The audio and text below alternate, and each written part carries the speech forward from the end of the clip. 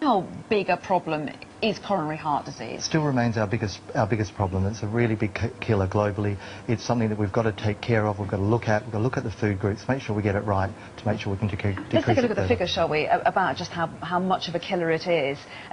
This year, every 7 minutes, one person dies of coronary heart disease.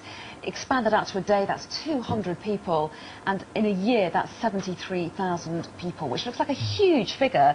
But actually, if you look back to the 1980s, you can see that it's an improvement, at least on then. 177,992 people died in 1981. That was before the guidelines. But we can't put this change purely down to the introduction of the guidelines, can we? No, there's so many dynamics involved. I mean, when you look at the study that everyone's talking about today, we've got to go back, look at it very closely. I think if we make a simplistic analysis, we can make the wrong conclusion and end up saying, oh, well, we're going to eat more saturated fats and maybe go too overboard on them. So we're going to be very careful. But we're doing something right. That's the good news. We like that.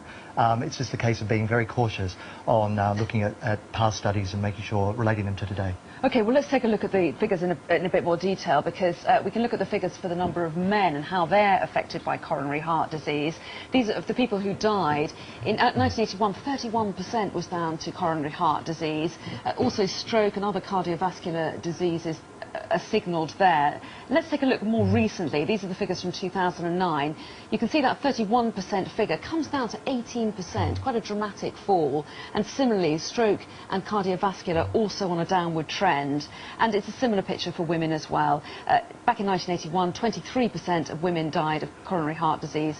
And let's take a look at the figures more recently. 2009, 12%. You can see that figure coming down.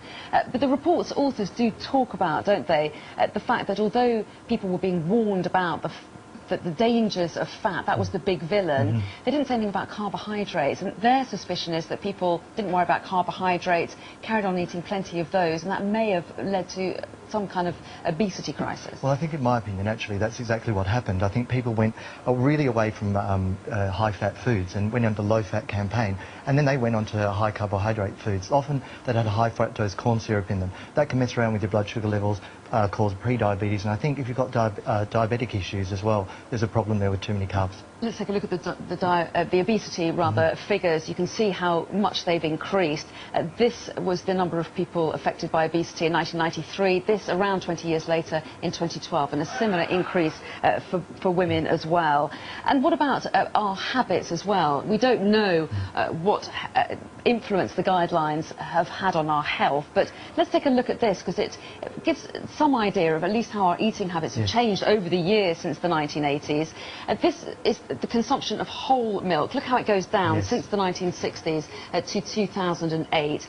This, the red line, is skimmed milk, the yellow one semi-skimmed, but skimmed milk goes right up, and the point at which the most dramatic change happens is the mid-80s. It's certainly true, isn't it, that our eating habits have changed a lot in the 1980s, whatever the reason. They have, and I think that they swung, as you suggested earlier, because of that a move to more carbohydrates. However, you know, there is some good news here, because we are doing a little bit better in terms of the mortality rates of cardiovascular disease, and I think the message is we should be eating as close to nature as we can, and that's why, you know, some dairy products are good in moderation, and if we sort of go away from the artificial things, maybe too many margarines, or maybe my main advice would be don't cut out any one food group. It doesn't matter whether it's carbohydrates, fats, we're meant to have them all. They're in nature for a reason.